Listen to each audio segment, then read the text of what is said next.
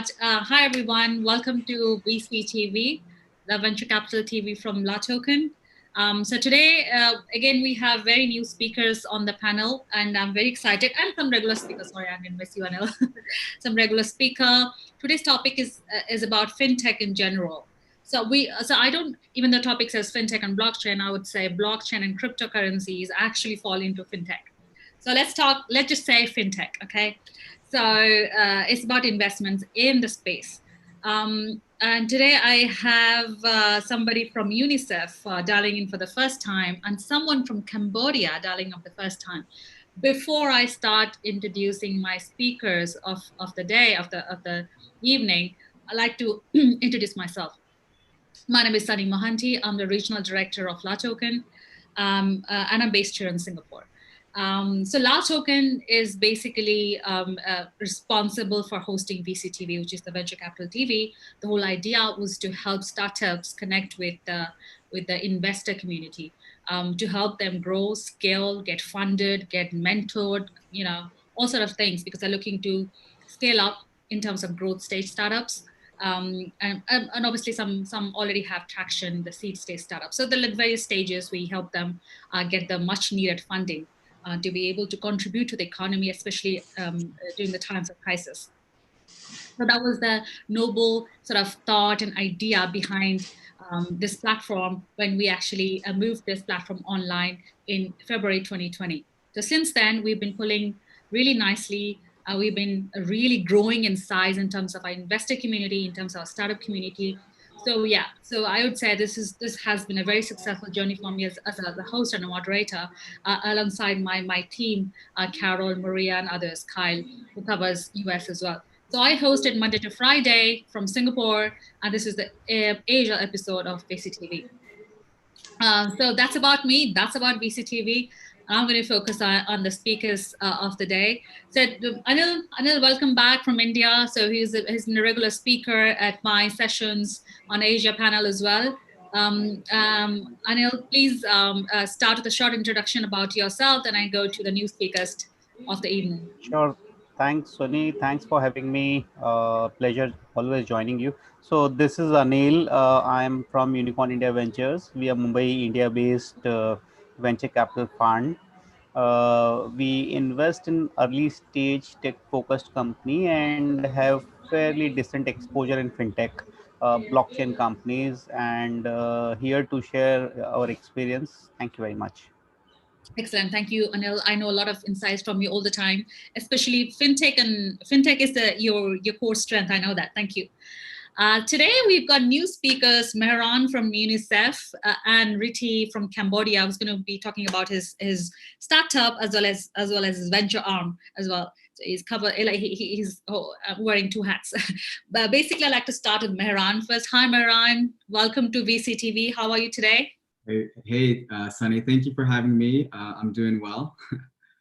Great, great. So, Mehran, since you're joining us for the very first time, please help introduce yourself. Tell a little bit more about yourself. What are you doing? Because UNICEF blockchain product manager. We'd like to know more. A little bit more. Yeah, absolutely. That's why I'm here. So my name is Moran. I'm currently a product manager at UNICEF Innovation.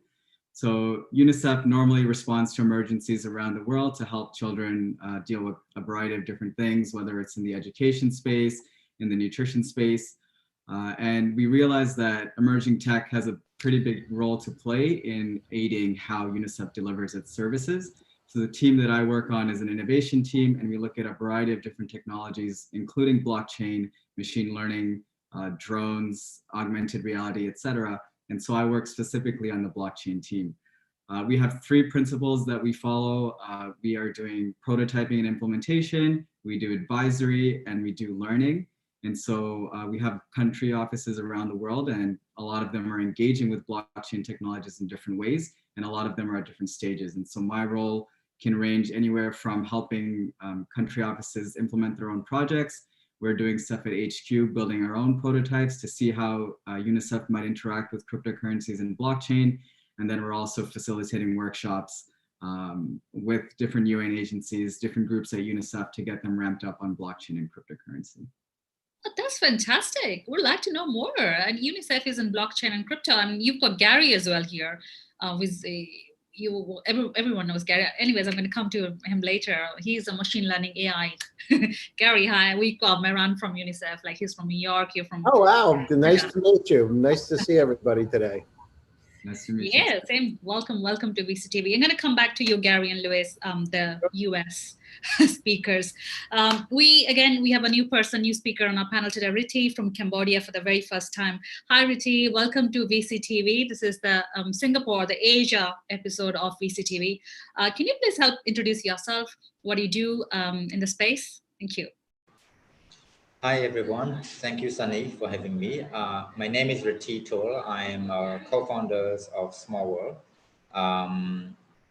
Small World is a seed funding company for early stage startup in Cambodia. I started in 2011. Then around 2-3 years ago, we started to do experiment on venture building when we could not find enough startup to the level where we want to work with.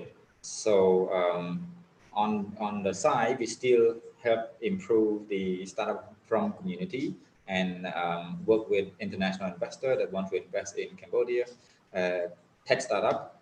But at the same time, we build our own internal venture building.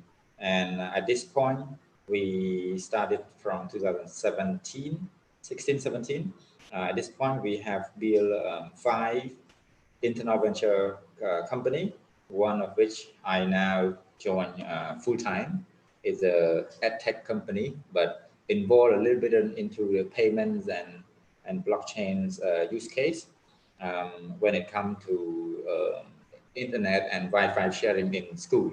So this company called Kumpi, we work with high school, not around Cambodia yet, but 13, 14 school, and we set up Wi-Fi infrastructure for students to use Wi-Fi instead of using 4G, because 4G would cost them about $4 a month, and then if Wi-Fi would cost them about $1.25 per month. So it saved them a lot of money, and they learn how to use token to buy internet credit. The other ones, which build the blockchains itself based on top of substrate Polkadot, aim to help boost the other use case around the startup that we venture build. And there's an electric bike that now sold in Cambodia for over 100 bikes, and we have ordered to be in Spain. We built on this project for like 2 years before, and then COVID started. Suddenly, European market want to buy electric bike, and now we are shipping 200 for first trial to Spanish market. The other one, which is the core project that we want to do, is natural resource tokenization. We bought a piece of land of 100 hectares in the mountain and try to do reforestation for 85%. And then the rest will do ecotourism activities and natural farming. All of this built on top, built with the 2 projects, the educational company, the computer software company, and then the blockchain that will help enable the activity that we work around. And so far, actually this year, we only invest in 2 small companies outside of the venture building. And this is basically my everyday job so far. Excellent. There are too many things going on in Cambodia. I didn't know of that, to be honest. I mean, is it all in Cambodia, all your operations, or somewhere like else in Southeast Asia? Or currently, it's only in Cambodia. Although we test a few markets, like we go to Japan, and then there's some South African and Nigerian market. But it's a bit far away, and this year my health has not been giving me a good time to do things more than just Cambodia. So I decided to take a bit slower and then basically master the market in Cambodia first. And it's big enough. It's just to think about computer alone, the notebook computer. is we have more than 3 million users that are ready to use the computer that we build. And this is enough market for now, for this year, next year. Okay, absolutely. I think health is first. Health comes first. Only if you are in good health, you can do many things, right? Thank you so much, Ricky, and please take care of yourself. We would like to see you more on our panels. Thank you, and welcome to VCTV.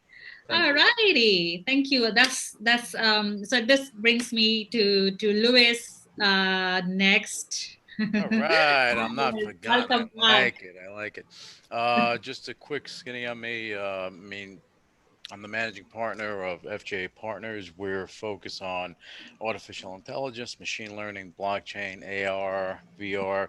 We have, portfolio companies that are involved in these spaces. We have a lot of interesting things that are coming out. And basically, look, I enjoy these panels because you get to meet different people and you have different technologies that are coming out. We heard from Cambodia, you have interesting things that are happening, and it's always good to hear this stuff. So I'm interested in hearing what everyone has to say, and I appreciate the time. And if people want to find out more about me, just go on Google. You'll find a whole bunch. Absolutely. Thank you so much, and welcome to VCT. By the way, viewers, Louis and Gary has been regular speaker every day. Especially Louis has been with me since last 2-3 weeks, if I can remember correctly. And welcome. And I do it just because for you and Minnie, but also because it's educating people, sharing our knowledge. That's our obligation. We need to do that. Absolutely. It's creating an impact on the society and the world. Fantastic. Last but not least, Gary. Yeah, so I'm here. So Rithi, I just wanted you to know, I actually was a brand ambassador for Mahindra for Gen Z, their electric bike group. And I actually have 14 bikes. I just last week got the latest e-bike on the planet. It's a giant Explorer 2.0. It actually sold out. My understanding is sold out for the whole year or in 1 week. So I actually have a stable of 14. In fact, I was just riding my e-bike. So the newest one. So I know a bit about them. I know, I use Yamaha motors on them. So if you ever have any conversation, that's my hobby. So this is an AI. Me too. I'm very. That's very cool to hear. Actually, we have the bike we build is a classic bike. We want people to ride bicycle to work and don't have to be so fancy, and also very, very low cost. It's only $500 to $900 per unit. That's what we sell to Spanish market. Interesting. 900 US dollars. Yeah, but the Spanish partner, I think they will sell over €1,000 in Spanish market.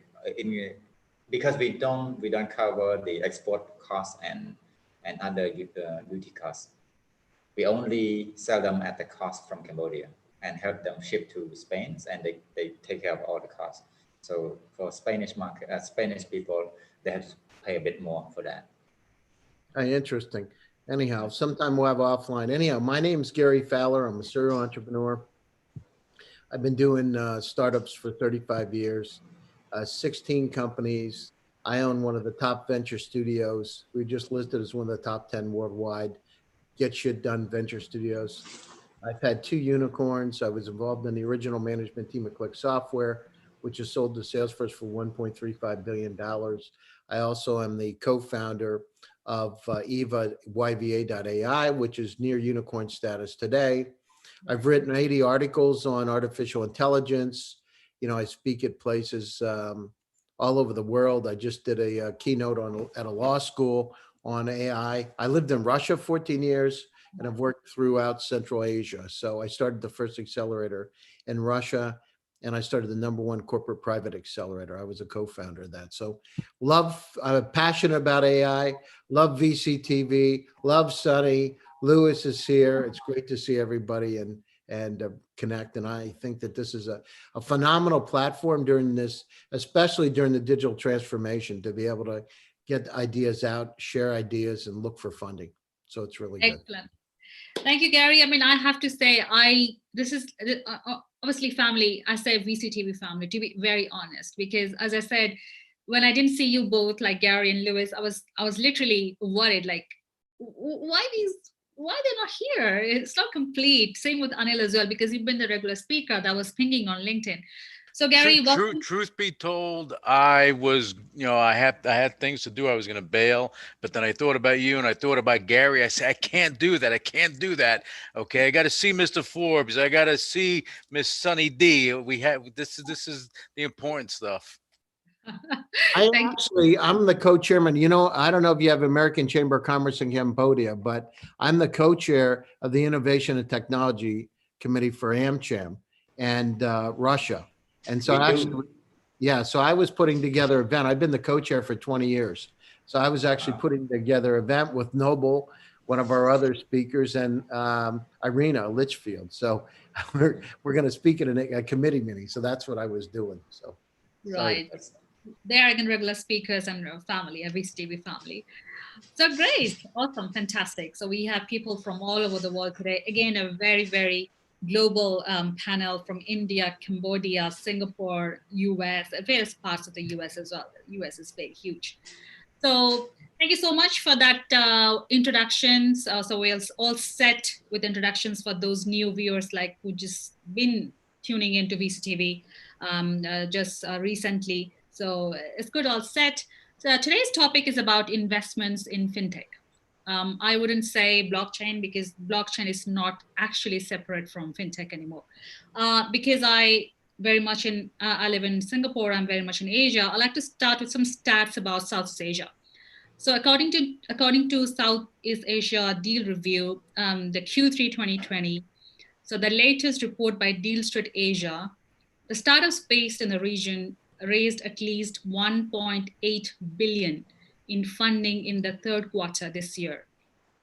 This is a drop by 34% quarter on quarter and close to 40% year on year. The impact of the pandemic was also reflected in the deal count, which declined to 151 from 184 in the previous quarter. However, on a year-on-year basis, deal volume in the third quarter, which is Q3, was an improvement over the same period last year. Early stage startups, particularly those focused in fintech and health tech, continue to draw investor interest. That said, the median value of investments dropped across seed to Series C rounds as investors sought lower valuations. Triggered by a dramatic change in how consumers access healthcare during the pandemic, health tech replaced e-commerce as one of the two top sectors in terms of deal count in the third quarter, which is Q3. And fintech continue to lead the pack. So these are some of the trends in investments in Southeast Asia. So let's hear it out from our speakers from what's happening in other parts of the world. I'd like to start with Mehran from UNICEF first. Hi, Mehran. Just give us a perspective from your point of view. What's happening in the space, especially because you are a product manager of blockchain representing UNICEF. Yeah, so a lot of people don't know, but UNICEF Innovation actually has an investment team. So we have a $20 million fund, and every year I think we invest in 50 to 100 startups in different emerging tech areas. We had a blockchain cohort a few months ago graduate. Essentially, when a startup comes to UNICEF and they get investments, they stick around with us for a year. We'll connect them to future opportunities, and then we also connect them with different UNICEF offices around the world for them to build out their prototype with UNICEF teams on the ground. So initially that fund was in US dollars. So we would give them up to 100K in funding.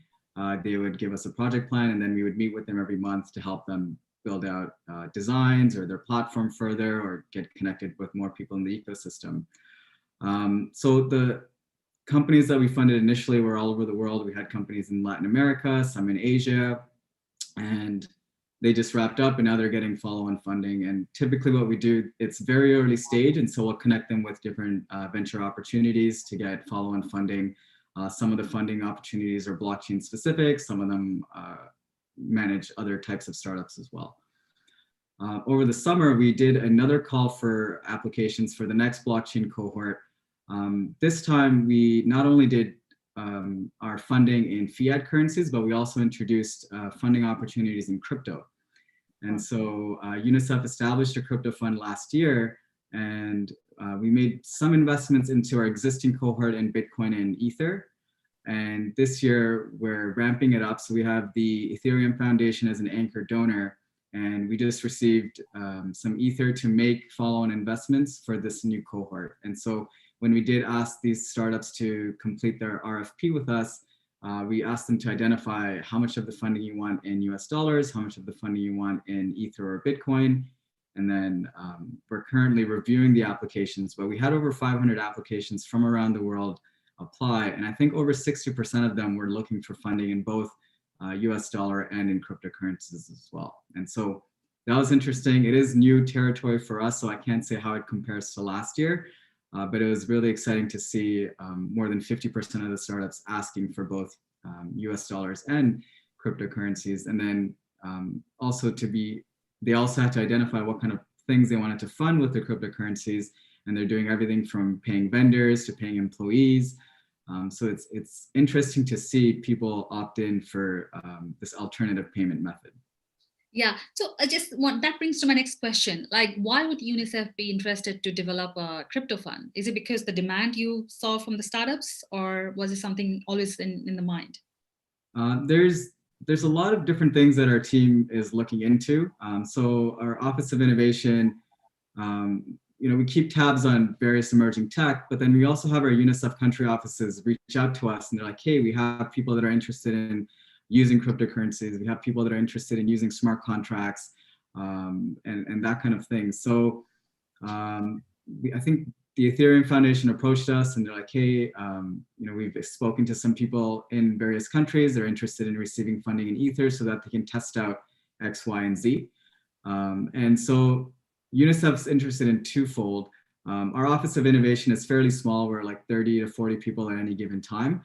And so our capability to test out, write smart contracts, deploy web apps, try out different blockchain solutions is fairly limited. And so the startups that we bring on board allow us to explore much more aggressively per se.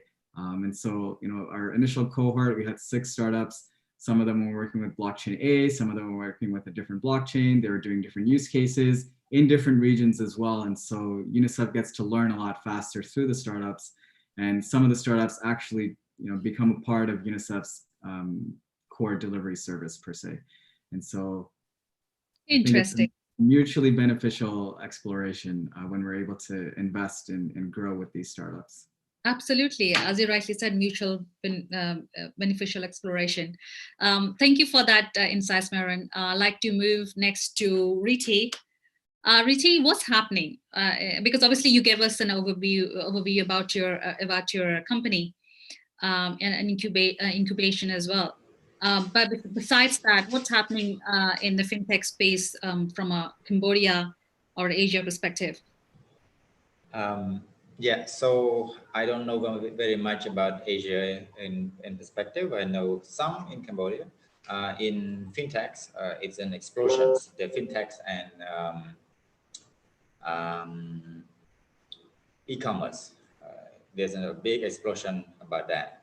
So there's one payment company received, I think, $2 million investment. There's one big e-commerce received $5 million last year, and another of their sister company in media though received 2.5 million later. So in the last 2 years, 2019 and 2020, we have many startups that receive investment, both local from local investors and the external investor from Singapore or China. So this is the current investment landscape in Cambodia, and it looks like it's going to grow a lot more beside the pandemic is happening. We are looking at a different fundraising campaign to invest more into startups that work in blockchain space. So we're starting to encourage. Actually, we started to do a live stream education about blockchains, and especially with Polkadot and Substrate, the new technology that just released. So we are building on top of that, and we educate more people to build on it. We test a few projects. One is the computer company as a stock option for our staff, because we have a limited funding in our company, and I don't want to put more money from small world. So we issue a big round of stocks in blockchain. So Kumpi is basically run on the blockchains, and we reserve about 30% of the total token, which a pi number 3.14 billion token total, equal to 100% of Kumpi. Nobody outside of Kumpi noticed yet, no government official noticed yet, but all our 40 members know about this, and every month they get paid in cash and in token, as opposed to if they take a whole month salary. Let's say if they get $700 a month, and in Cambodia it's a lot, but in the US might be not very much. So if they receive $800 a month, and then they're willing to say accept 500 for their living expense, and then 300 is in token, then we value a company at a certain stage as an valuation, and then pay them in this token, and it's all run on the blockchain. Test this, and another project run on top of basically this project called Selendra, and this Selendra blockchain is issuing this token for other project that inside small world venture building. And one project is the Vitamin Air. So Vitamin Air project, we try to do creative financing within our community, as opposed to basically looking for funding outside, because it's so difficult now to look for funding outside. So this is a real estate company, but more of a natural resources protection. We bought 110 hectares of land, and now we are tokenized about 40 hectares, being in the process at the moment, tokenized 40 hectares per square meter base. For example, one square meter equal to 100 token. And then now we prepare to sell this to local investors. This is fully legal. So these tokens are cryptos, right? When you say tokens, yeah, it's a crypto. Yeah, so what, is it Ethereum, or is it Bitcoin, or is it? So we designed a new token that run on top of not run on top of Selendra. Now it's still this one is still in the testnet. Right. We prepare to launch this by the end of this year, early next year, so that we can raise more money to buy more land in the area. In the end, we do carbon financing from the reforestation project of that land. Okay, so basically in Cambodia, you don't have any issues with cryptos. I mean, there is, but it's in gray area. So nobody really say it is legal or illegal. But we cannot promote it. We cannot promote cryptocurrency, blockchains. We can promote blockchain, but we cannot promote cryptocurrency. For example, Bitcoin. But you can buy and sell on your cost. But we can do tokenization. Right.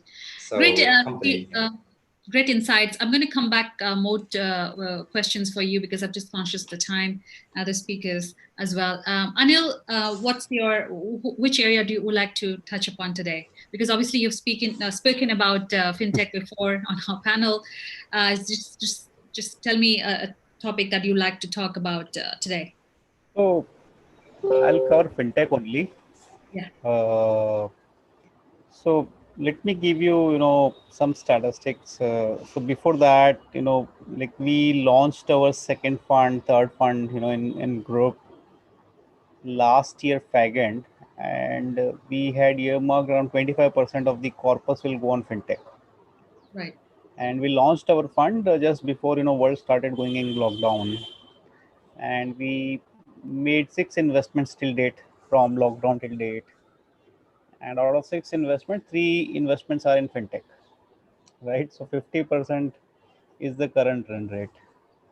The last 5 deals, what I have evaluated, came across several. Of course, we don't look at e-commerce and all. 5 deals, what I have evaluated, all were from fintech side. Right. This is my fourth event today. I attended one Middle East event which was on blockchain. I participated in demo day which was all on fintech. I participated another graduation day, all women entrepreneurs, very unique, and I found around 30, 35, 40% in fintech, right? Right. Been a busy So day what is today. happening? Oh yeah, so I'm sure same is with Gary and Lewis. Life have become really look, work from home. I don't know what's happening to productivity, but what I'm trying to say that this current situation have opened up a lot of opportunity for fintech opportunities, right? Because people need to transact, Yeah. people need to do business, right? In current situation, another unless until you have physical activity, right? Mhm. All things are happening from home, or you are trying to get things done digitally, right? Right. Yeah. For example, we are doing this, we all are at a respective place, none of us commonly in any studio, right? Yeah. I've participated in several live TV chat where you become part of proper studio setup. So Yeah. the current situation have opened up a lot of opportunity for newer solution, new way to do business, right? We are Right. seeing new way of transacting payment solutions. India, such a large, second largest population, we have so many mom and pop hyper local stores. And now because of people's inability or not willingness to move out of their home, people need to transact, and that has actually taken up all hyper local stores online, right? So now people are coming up with solutions which enabling all this stores to go online. Now when they go online, there is also room for transacting. Many businesses are done on credit, many businesses need finance. So I'm seeing host of new solutions, right? We are already invested in you know two neo banks in India. Yeah. Incidentally, one is the largest, and first mover advantage, where we are the one of the lead investor.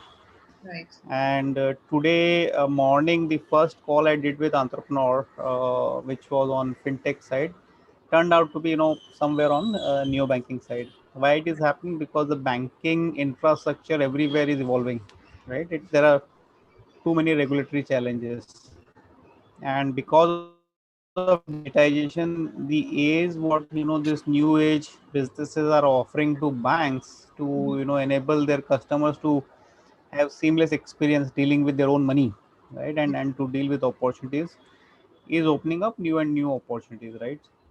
And hence I see the fintech probably would be the flavor at least for next couple of years, right? Right. Or maybe half of the decade.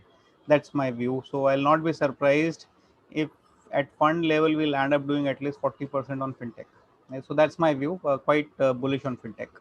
And of course blockchain, we have first investment. Let's see Absolutely. if we are able to find more and more application which are driven by blockchain, would be happy to explore. That's my Thank you view. so much. Thank you so much for those views, Anil. I think Mehran can add because he's developing blockchain-based product later on. I can come to you, Mehran, later on. So, when it comes to Lewis and Gary, besides AI, I also have SPAC investments in my Oh, here list. we go. You're going down. You're going down my path. You're my wheelhouse now. Um, if I can just touch on fintech for a second, brick and mortar, the traditional brick and mortar banks, they're changing. They have to adopt to utilizing technology, blockchain and other types of technology to protect, not to protect their position, but also have allow customers the ability to be mobile and secure in their transactions. Right now, millennials and Gen Zs, they account for about half the population in the world. Okay, Yeah. especially in the U.S. In the U.S., you have 30% of millennials and Gen Zs that comprise the consumers. So, and that's going to continue to grow as the baby boomers, winding down, and that generation will be the consumers of tomorrow, and they're mobile. They are driving, mobility. They're driving digital payments. They're driving fintech. And people have a misconception. They think that fintech is okay. You have to create the next Square. No, you have different areas that you can create. Banking, Citigroup, Wells Fargo, JP Morgan. They're adopting blockchain in a lot of different areas. Okay, it's not just one. Hey, I have one blockchain. That's it. No, they're adopting it in their accounting because it's an old accounting method that has been utilized and embraced now. It's been around for a while, but they're doing that.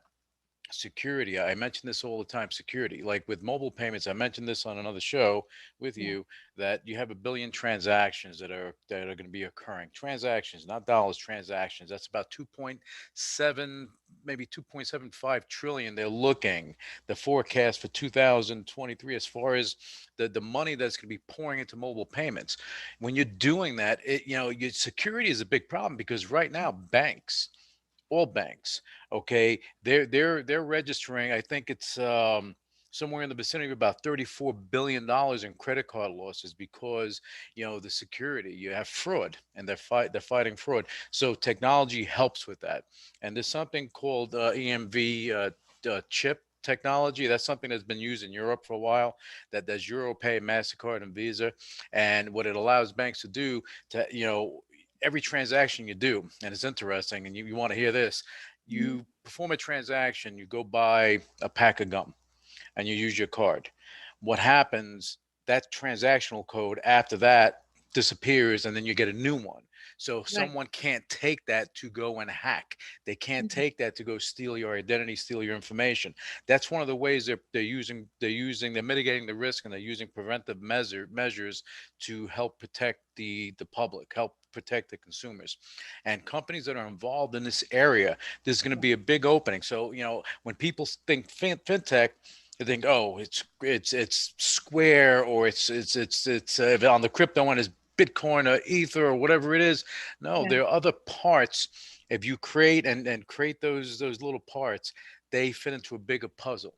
And this is when your big institutions, get interested in it. And I just want to go through that because that is a part of fintech, and people should look at not the macro, look at the micro, look at what's happening around, because this stuff is going to be very important, and it's here to stay. It's going to continue to grow, and trust me, in the next few years, we're going to see more digital payments than physical. How many people carry cash in their pocket now?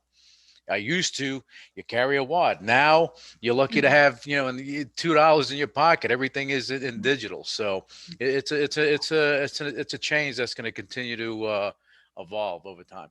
Absolutely agree. And because of coronavirus, I think it has accelerated a lot because Yeah. I used to maybe have some cash in my wallet before, but because of the scare, totally gone digital. Because even my grocer, like the grocery shops here, they don't accept cash. Yeah. You know. And just you mentioned SPACs, just to touch on that really quickly. I don't want to take too much time, but special purpose acquisition companies, they're becoming more prominent now. They've been around a long time. Reverse mergers have been around forever, and right now when the private equity is getting involved in this in a heavy way now, and you're going to see more of this. And this is going to be prevalent in the fintech industry because these technologies are going to be there. So these companies, they're looking for deal flow. They're Yeah. looking for deal flow to bring value, and they take these companies public, and it's going to change the whole IPO process, and it's very interesting. Yeah, actually, the reason I brought SPAC because Louis, I was reading an article today about fintech, and the first thing that popped up as an article from PitchBook was 9 things 2020 spectacular like not spectacular, but yeah, spectacular keeps getting crazier. So that was an article that I read when I was actually Googling or browsing about fintech investments. Well, so there you go. it's going to continue to be something, and I'm glad you're bringing these topics up, because it's important for the viewers of VCTV to learn this stuff and not just hear the general things. This is what I bring to the table, and hopefully it's helpful. Absolutely. I came to know SPAC only because of you and Gary. Thank you so much. Next, I move to Gary. Last but not least, Gary, over to you. Yeah, sure. So I think the SPACs it's interesting, right? It's interesting, although, I'm cautiously optimistic, because when you're forming a company that has nothing in it, to be able to acquire another company at 80% of the value of the SPAC, and, they're raising hundreds of millions of dollars. So it's interesting. I mean, there's reverse IPO, there's all kinds of things, but it's really interesting. So, and I have I've been involved in some alternative investment vehicles with some very high net worth individuals. So I'm actually CEO of one of those kind of groups. So it's interesting. Any way you can raise money, if there's a way to raise it and there's a benefit to society. So what I want to tell you is that, really about the convergence of AI and blockchain, and not a lot of people talk about it. So AI can really help the blockchain by optimizing the energy consumption and, make it a lot more efficient and a lot more secure. So when we're looking at it, everybody says blockchain, blockchain, blockchain, but sometimes they forget that artificial intelligence is really, one of the keys, because homomorphic capabilities where you can actually use encrypted data using artificial intelligence in an entirely different way. And then being able to create ledgers through virtual agents, which you can't do. So like I say many, many times, AI is the new electricity, and blockchain provides a lot of security. The other side of it is AI is based on training data, and the training data needs to be secure. So blockchain could provide AI with that secure training data. And the other thing that's critically important, we have all these autonomous agents, all these chatbots out there, but there's no audit trail. So blockchain could provide an audit trail for those virtual agents, and it's critically important. And I have not heard a lot of people talk about that. So the convergence is there. As you know, Sonny, I say, AI is literally everywhere, and it's going to be in our lives. First of all, it's going to be smart, and then it's going to be intelligent, and it's really going to help us to be able to predict where we need to go and then make the decisions for us. It'll be that good. So the companies, the startups that are in your audience today, from Cambodia, from all over Southeast Asia. By the way, I'm going to be on a version of Shark Tank in Bangladesh. I'm one of the judges. Wow.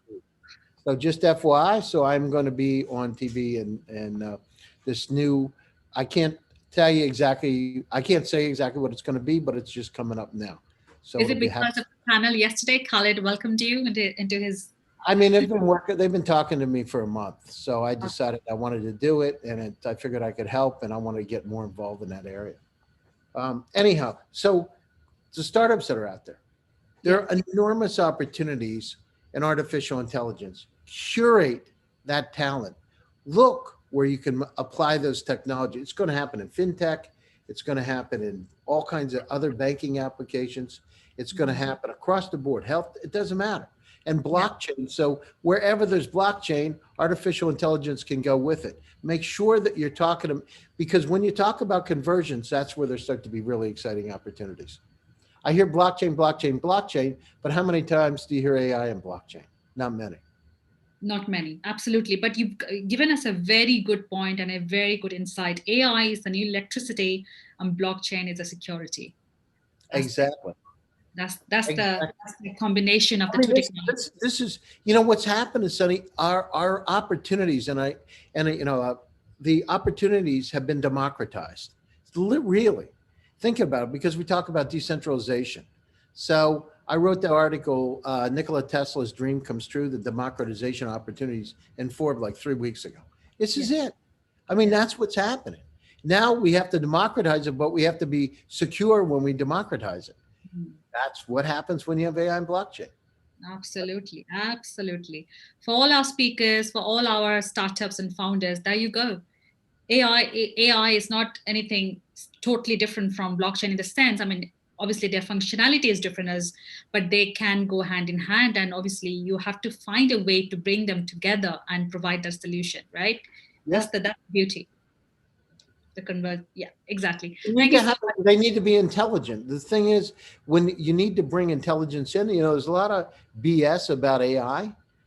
People don't know about, they say, oh, I have AI and it's really algorithmic math, but really dive into it. Knowledge graphs, variational autoencoders, ladder networks, semi-supervised, unsupervised AI. That's where it is. I just wrote an article about AI with emotions. We actually, at EVA, my company I co-founded, we have like 19 patents in AI. This is the future. The future is, how do I build compassion into the system? How do I make some decisions just like a human would make that are compassionate? Elon Musk says on one side of it, he's afraid about AI. Well, you're afraid because you have nasty. If you have a kid and you abuse a kid or a dog, they get nasty, right? You got to be fair and just and right and nurture them. The same thing with AI. Absolutely. Absolutely. Very good analogy there. Gary, that's why I really love to have you on my panel because of the creativity, is at a different level. And I just love that. I love that. The way you. Thank you very much. And I just want to add something, Gary. I'm glad that you touched on the different brackets of AI, because people have a misconception thinking they don't even know what AI is. They just clump it in one bowl, but there's so many different areas of it. Yeah. And the emotion part, that's going to be critical in the future, because if you have emotionless, things that are coming at you, it's gonna be a disaster. So that's gonna be a big deal. Sonny, I just wrote an article in Forbes that's just being published on AI and quantum computing, and quantum computers are 100 million times, up to 100 million times faster than a conventional computer. Now imagine what the possibilities are, right? For blockchain, for AI, it's a whole new world. Absolutely. Thank you so much, Gary and Louis, for that. I'd like to know from Aaron now some of the successful startups that you can share with us, like use cases or examples that are pivoted or done something magically different during the pandemic that you like to share with us. Sure. To Gary's point, I think technology has brought an excellent democratization of opportunity. And I'll speak on like three big startups that recently graduated from our cohort that are currently working in Southeast Asia and Latin America. So in UNICEF Innovation, our two big initiatives right now, one is called Giga.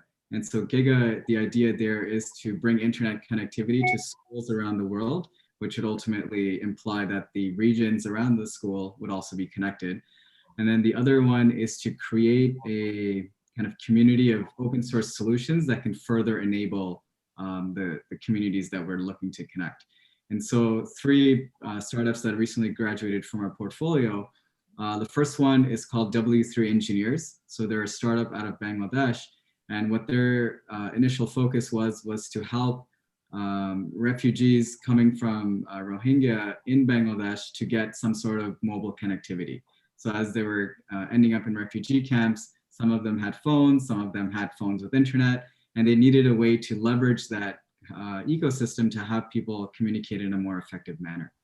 Right. So they needed a way to transfer data in a secure manner. They needed to create some kind of economy with blockchain to kind of, people with internet were selling other people internet in this kind of small new economy.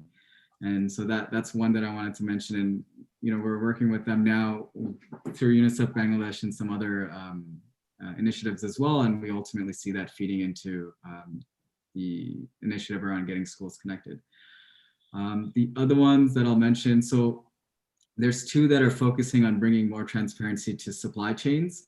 I think this is more relevant to our COVID-19 situation. So there's StatWig out of India. And what they're looking to do is to bring more transparency to how UNICEF distributes vaccines in countries. And so UNICEF is actually one of the largest purchasers of vaccines in the world. I think they have more than 1 or 2/3 of all the total vaccines. And then one of UNICEF's roles is to distribute that in the countries. And so what happens though is once it hits a country, the transparency and how it's actually ending up to the child or the person that's using it becomes unclear. And so Statwig's been working aggressively over the summer to ensure that when vaccines are being distributed, it actually ends up where it needs to be. And then the last one that I'll mention is a startup out of Mexico, Prescripto. And they're applying the principle of the double spend issue that Bitcoin solved, but for prescriptions. And so instead of having people spend prescriptions in more than one place, having been fulfilled more than once and kind of gaming the system, Prescripto looked at ways to leverage Bitcoin's code to ensure that doctors and pharmacists can distribute, I guess, prescriptions without them being double spent and gamed in the system. And so those are the 3 that I'll highlight for now that are somewhat relevant. So Miran, the last startup in Mexico is a crypto startup. Is it basically because these countries are more pro crypto, or because obviously their national currency is weak? That's why more crypto adoption, and that's why UNICEF is focusing on that side, crypto side in these countries. What's so these so Prescripto doesn't use crypto to represent the prescription. They use the code that represents, say, Bitcoin, but instead of representing value, they're representing a prescription. And so when so when a pharmacist issues the prescription, then the customer redeems it, they can't redeem it again. That's kind of the issue that they were trying to solve. Got it. So they can't redeem the prescription again. Okay, that's the business objective. Okay, cool. Prescripto did receive funding in crypto. And so I guess in Mexico, they're able to accept crypto as a currency, and then they're able to pay their employees with that currency.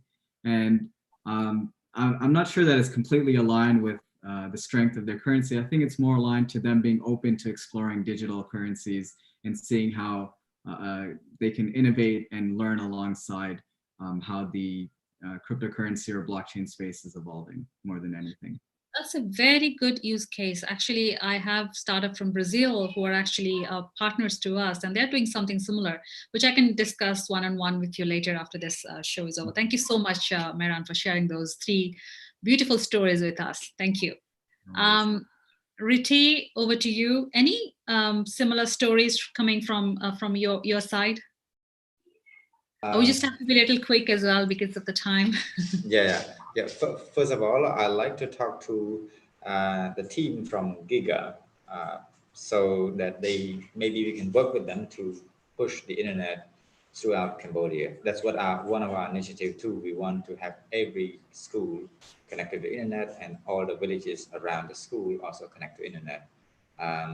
We currently do our own funding to test certain school, but if Giga has more, better way to do things and other resources, connectivity better than what we do currently, we build our own mesh network, run on Raspberry Pi and our own OS. Anyway, if you have sure, please connect me. Collaborate for sure. Please reach out and I can connect you with the Giga team. Yeah, great. Okay. That's the whole idea about VCTV. Yeah, so in Cambodia, we have not many things like that happening yet. At the moment, I think the best I can present, I can tell you, is that we are trying to educate the next wave of entrepreneur, because the first wave of entrepreneur was started very rough in a very bumpy road. And so currently, I think we have less than 50 good startups being in operation, and the new wave will bring along hundreds more. That might take about 1 to 2 years from now. And this is what we are trying to do, is to freeze some of our funding to test the first several good companies to work with us. And most of the startup that we will work with will be more high tech related to this AI, blockchain, and all that. I don't want to speak so much about this what we call bubble word, or word in bubble. What? What's The that? the I mean, a lot of people speak about blockchain and AI here too in Cambodia, and they don't know anything about it. They don't really invest their time to learn. Right. Got So it. so we want to work with startup that actually building stuff that in a good use case and Right. test in the real world, solve real world problem. Yeah, so that's what we have now. Not really as excited as what Meron just explained about all of these company around the world, which is Sure. very exciting. Absolutely. So I'm going to connect you both later after the show, and we can have another panel to discuss more. How did it go? The collaboration go? Thank you, Riti, and thank you, Maran, for that. Anil, over to you now. Any new success story that you're going to share that happened recently during the pandemic? So there are many, right? In last 8 months, I think have learned a lot. But today, I know I would like to share something which is more on survival and revival, Sure. right? Because in last 8 months, I just came across one report today, Yeah. which is talking about most of the startups are going through tough phase, right? For two Yeah. reasons: one, they Sure. are losing out on business, and second, they are running out of cash.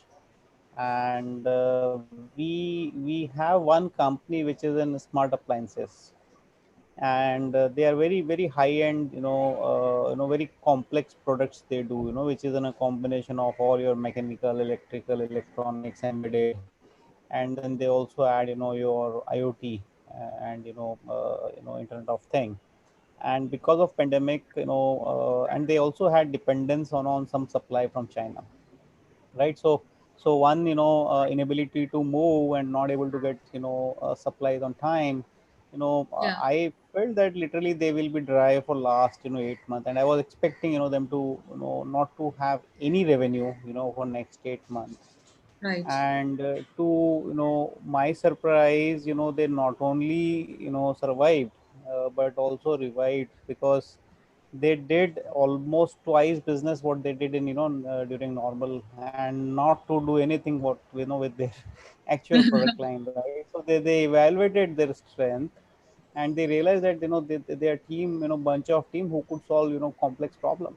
Right. And they as you rightly said, that VCTV is all about connecting, right? You are connecting two people. They networked well, they showcase their interest and strength, and incidentally they were able to get complex problem, and give solution to OEMs and industry.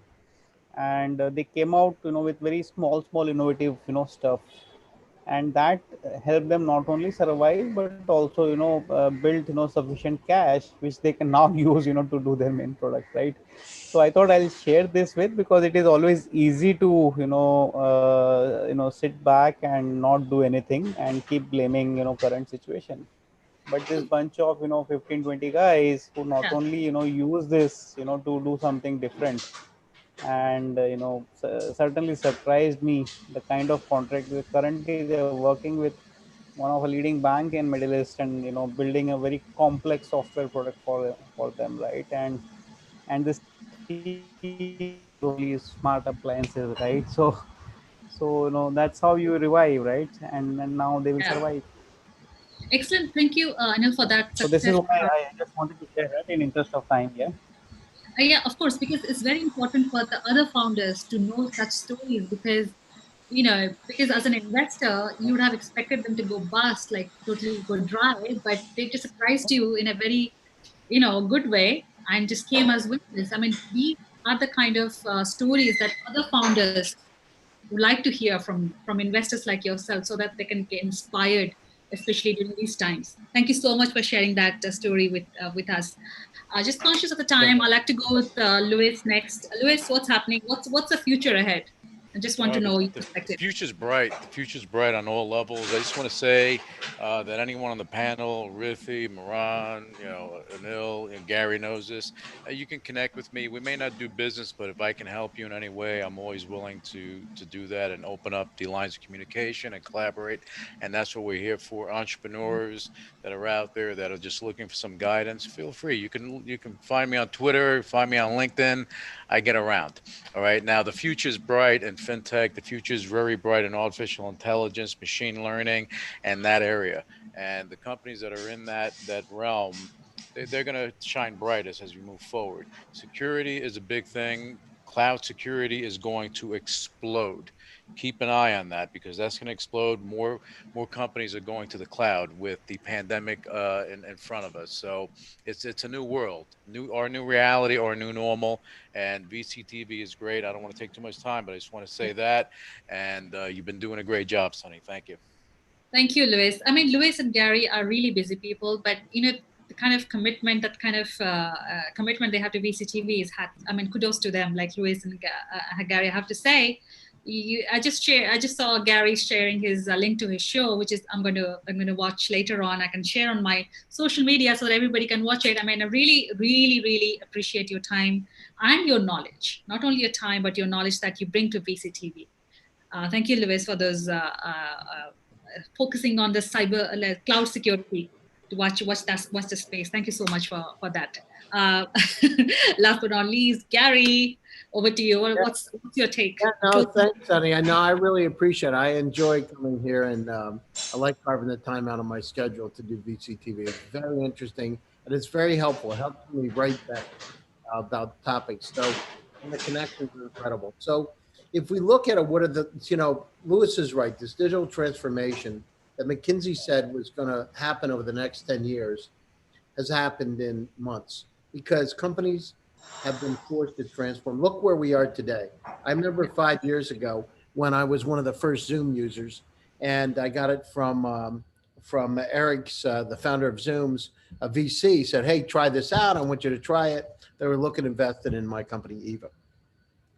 My friend, nobody wanted to use it. I would send out the links. They said, "Why do I want this? This is some kind of thing. It's going to be, it's some hackware. It's, ransomware." It was crazy. But here we are, 400 million active participants every single day around the world. Our lives have fundamentally changed. Right. And if we look at technology, look at the amount of data that fintechs, banks, credit card companies need to process all the time. They're inundated with data.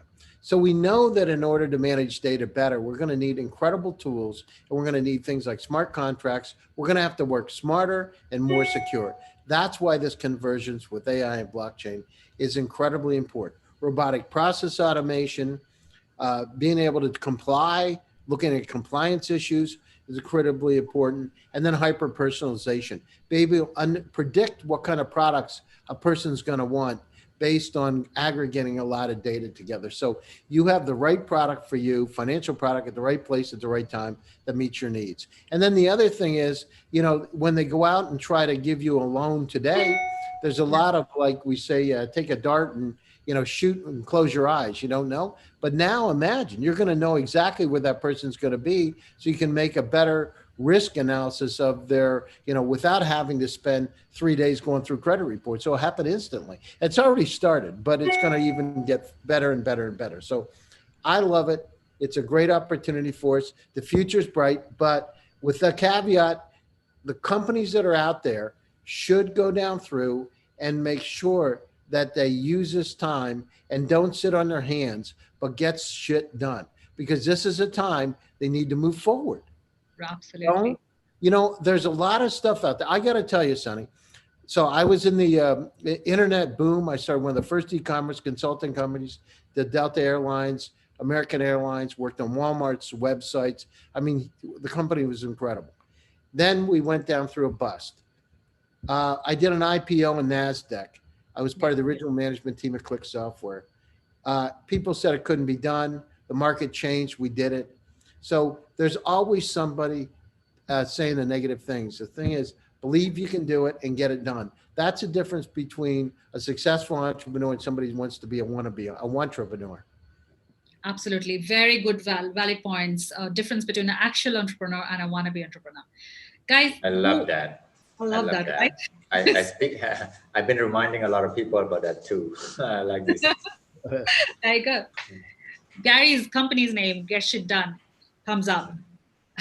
Yeah. Love that name. Done Venture Studio, gsdbs.com.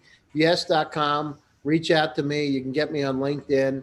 I got a lot out there on the internet. And Google my name, Gary Fowler, and AI, and you'll see me. I'd love to hear from each and every one of you. And let me know if I can help. Absolutely. Thank you. Yeah.